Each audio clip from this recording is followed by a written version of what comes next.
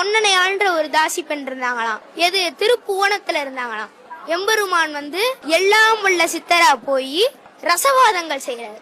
ரசவாதம்னா பெண்ணை தொட்டா ஆணாயிருவாங்க, ஆணை தொட்டா பெண்ணாயிருவாங்க. ஒரு சின்ன இரும்ப தொட்டா அது தங்கமாயிரும், தங்கத்தை தொட்டா அது இரும்பாயிரும். அதாவது கையை காலெல்லாம் கழட்டி போட்டு அப்படியே உட்கார்ந்து இருக்காரு சித்தர் மாதிரி. இப்ப அங்க இருந்து இங்க தகவல் வருது மன்னனுக்கு. சரி கூப்பிடுங்க அந்த சித்தரை.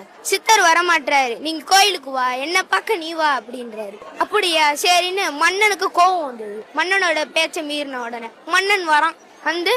நீங்க ரொம்ப பெரிய சித்தரா அப்படின்னு ஆணவத்துடன் கேக்குறான்.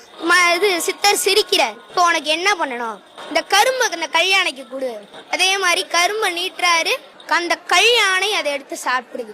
அந்த கல்யாணை மன்னன் அதிர்ச்சியில அப்படியே நிக்கிறான், உறைஞ்சிட்டான் மன்னன்.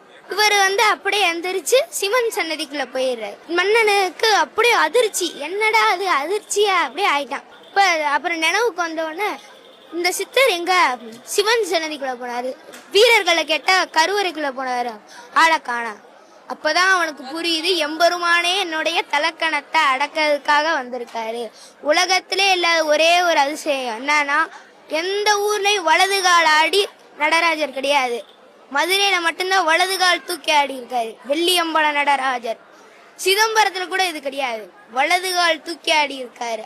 இந்த கோவில்ல 12 கோபுரங்கள் இருக்கு. சின்ன கோபுரம், பெரிய கோபுரம் எல்லாத்தையும் சேர்த்து 12 கோபுரம், 17 ஏக்கர் பரப்பளவு கொண்டது.